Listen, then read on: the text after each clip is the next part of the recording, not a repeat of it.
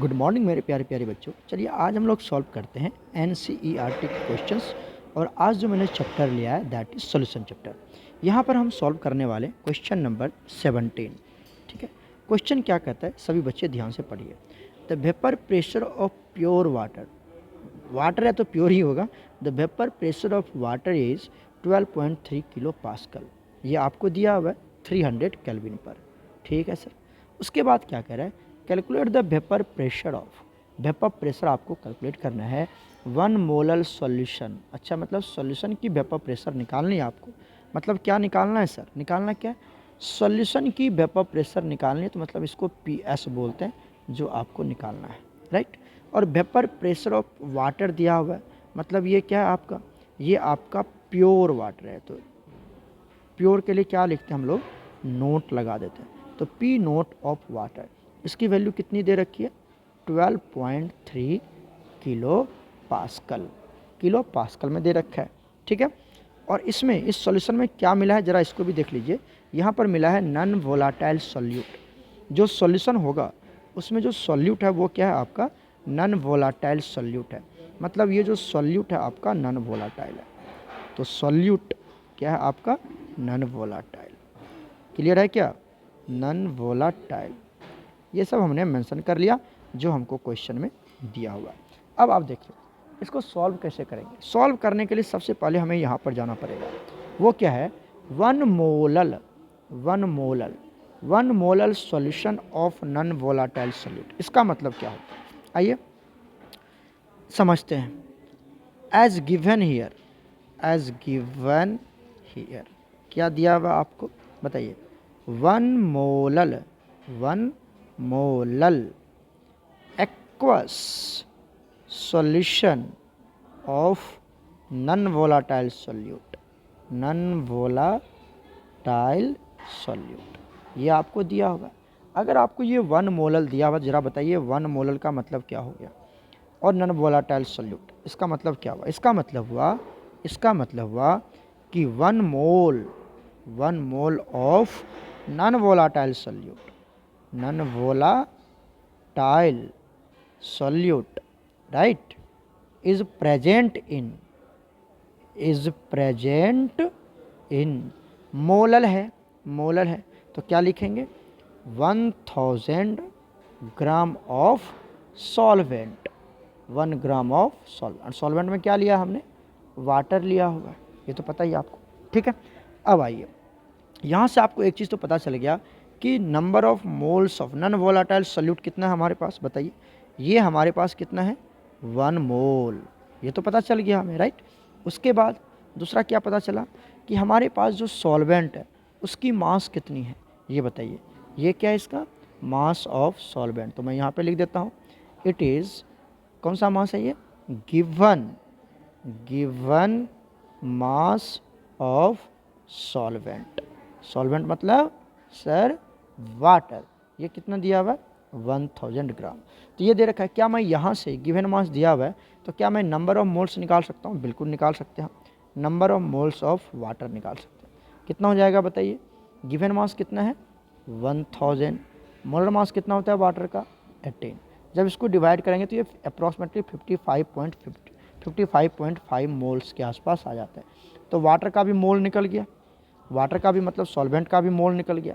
और आप देखिए यहाँ पर सॉल्यूट का भी मोल आपको दिया हुआ है, सॉल्यूट का भी मोल आपको दिया हुआ है, राइट। तो हम क्या करते हैं, मोल फ्रैक्शन ऑफ सॉल्यूट निकाल लेते हैं।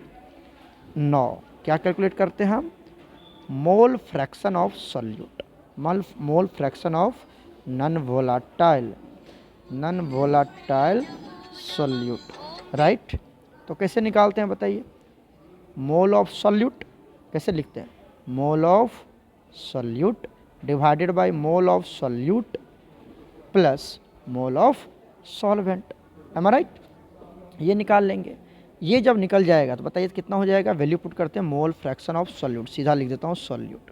तो बताइए मोल ऑफ सॉल्यूट कितना है, मोल ऑफ सॉल्यूट कितना है सर, 1 है ना, मोल ऑफ सॉल्यूट 1। तो यहाँ पर पुट कर देते हैं 1 डिवाइडेड बाई क्या हो जाएगा sir, 1 plus 55.5, M I right, बोलिए क्लियर है।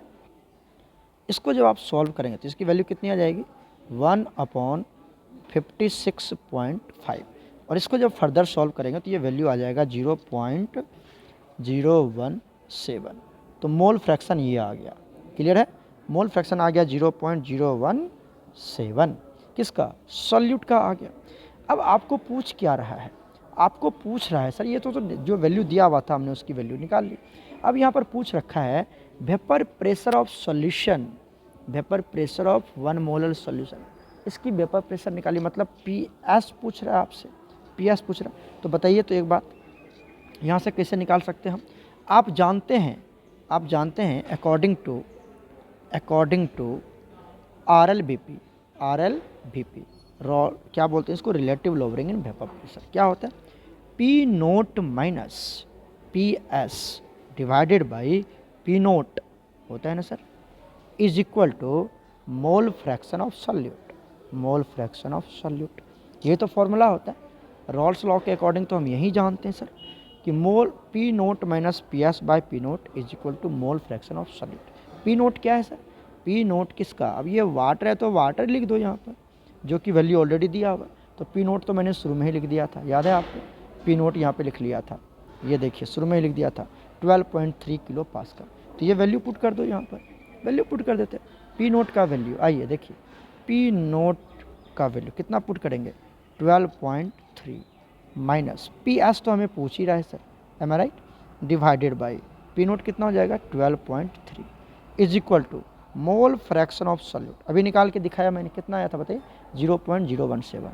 तो 0.017, एम आई राइट? क्लियर है? जब यहाँ से आप PS कैलकुलेट करेंगे, समझिए ध्यान से, जब आप यहाँ से PS कैलकुलेट करोगे, ये PS का वैल्यू, ये PS निकालेंगे वेपर प्रेशर ऑफ सॉल्यूशन।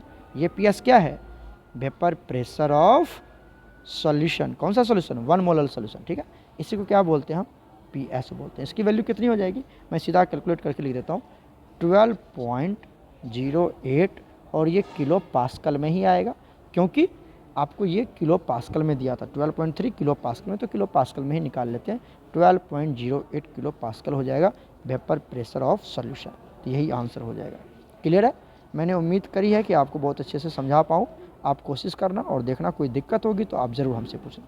जो वैल्यू दिया हुआ था उससे हम क्या क्या फाइंड आउट कर सकते हैं, क्या दिया हुआ है, हमने टोटल लिखने की कोशिश करी है। आप देख लीजिए एक बार, मैं आपको रिव्यू करवा देता हूँ। एकदम छोटा सा है, जो वैल्यू आपको दिया हुआ था P0 ये दिया हुआ था, ये PS निकालना था। सॉल्यूट आपको नॉन वोलेटाइल दिया हुआ, ये भी मैंने मेंशन कर दिया। गिवन क्या था?